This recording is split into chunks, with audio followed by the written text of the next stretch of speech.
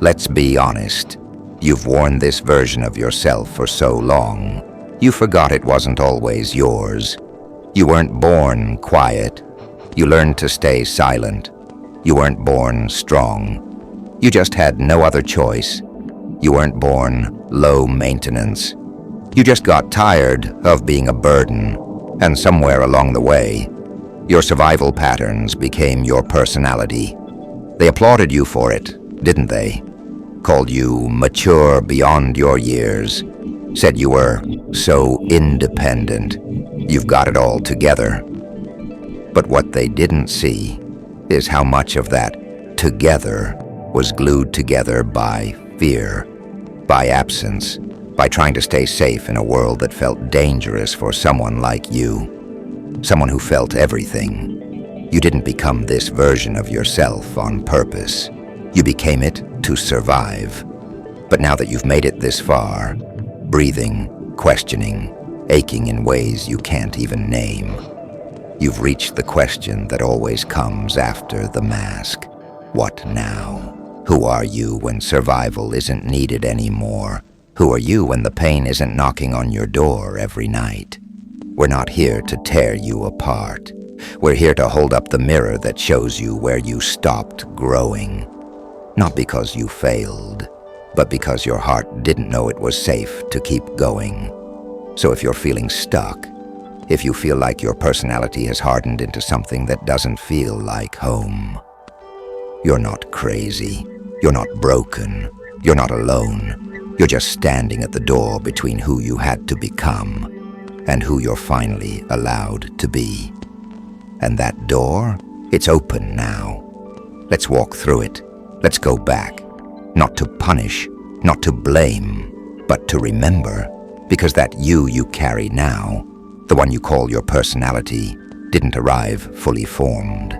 It was built like armor, one layer at a time. Maybe your home wasn't safe, so you learned to be quiet, to not need too much, to shrink your presence to avoid being a target. Maybe your emotions were met with dismissal, so you stopped crying, you stopped sharing. You taught your nervous system to call silence strength. Maybe you loved people who loved you with conditions, so you learned to perform, to please, to become whoever you needed to be, to keep from being abandoned. And it worked, didn't it? You made it. You survived. You avoided the worst of it. You kept people close enough to not feel alone, but not close enough to hurt you. And somewhere along the line, the mask stopped coming off. The performance became your only role. You forgot you were acting because the world didn't ask for your true self. It rewarded the adapted one. People started calling you chill, so strong, so put together, mature. They didn't see how much of your maturity was just grief you didn't get to process. They didn't see that your independence wasn't empowerment. It was a response to never having anyone to depend on. They saw the strength. They never asked where it came from. And now, you're here. Half you, half armor, functional, capable, empty, smiling in photos you don't remember taking. And when something good finally shows up, someone safe, a quiet moment, a dream, you freeze. Because underneath it all, you don't trust peace. You trust patterns. And your patterns were built in pain. But let's be clear. You didn't fail. You didn't break. You did what every intelligent being does when threatened. You adapted. You adapted to survive environments that never deserved you. You shaped your personality like a shield because no one else offered to protect you. But you weren't born like this. You weren't born afraid to feel. You weren't born suspicious of joy. You weren't born swallowing your truth to keep the peace. You became this, which means you can become something else. You've already survived. The threat is gone, but the version of you that still lives in fear hasn't been told that yet. So let this be the moment. Let this be the message. You did what you had to do. But now, it's safe to remember who you were before the world taught you to forget. At first, you did what you had to do.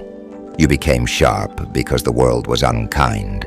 You became quiet because no one listened. You became funny because it was safer than being honest. And it worked. People started liking you. You started blending in.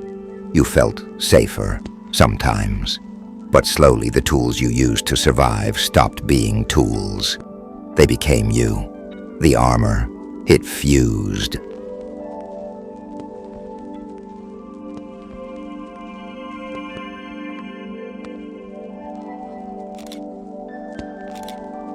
The mask. It started answering your phone, making your decisions, picking your friends, setting your limits. And this is where it gets heavy. You forgot it was armor. You forgot you built it. You started saying things like, "I've always been this way. This is just who I am. I don't do vulnerability. I push people away. It's just me." No, it's not. That's not you. That's hurt, architected into habit, and what once kept the world out now keeps you locked in. You've been protecting yourself for so long. You don't know how to be with people who don't want to hurt you. You don't know how to stop scanning every silence for danger. You don't know how to trust stillness, because something bad always used to follow it. So you self-sabotage. You joke your way out of intimacy. You ghost before anyone can leave you. You convince yourself that numbness is normal and call it peace. You've mistaken guardedness for identity. But it's not who you are. It's who you needed to be. And there's a difference. Listen closely. There is nothing weak about who you became.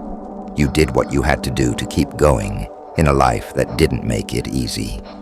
But survival isn't meant to be your permanent state.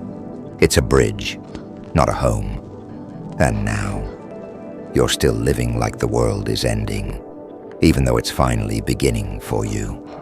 You've outgrown the shape that once saved you, and that pressure you feel, that sadness that doesn't make sense, that itch to break something, even when everything looks fine. That's your soul telling you, this isn't me anymore. Let me out.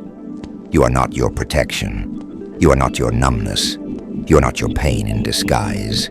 You're what's underneath, and what's underneath is still alive, still reaching, still you. You've come this far, not by accident, not by magic, but because somewhere deep inside, you knew.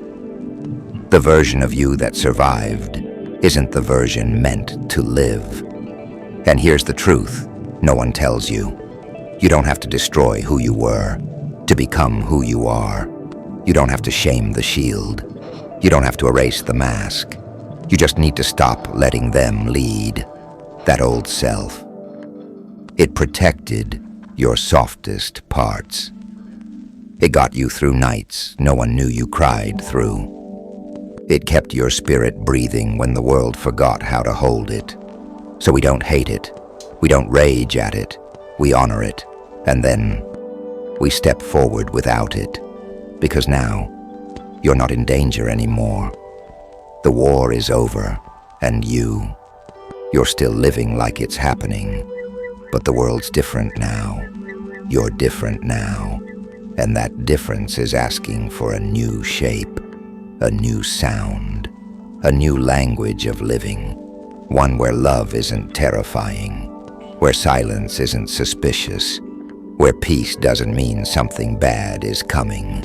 This is becoming, not burning down your history, but choosing not to live inside it, not pretending nothing happened, but learning how to grow in a body that once only knew survival.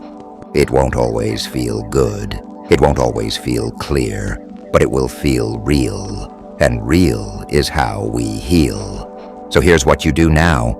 Be gentle. Be patient, be curious, speak to yourself like someone learning to live again, because you are. And every step you take without the armor is a step toward the version of you that never stopped waiting. Your trauma shaped you, but your healing will define you. You're allowed to become someone new, not because you were never enough, but because you're finally safe enough to be more.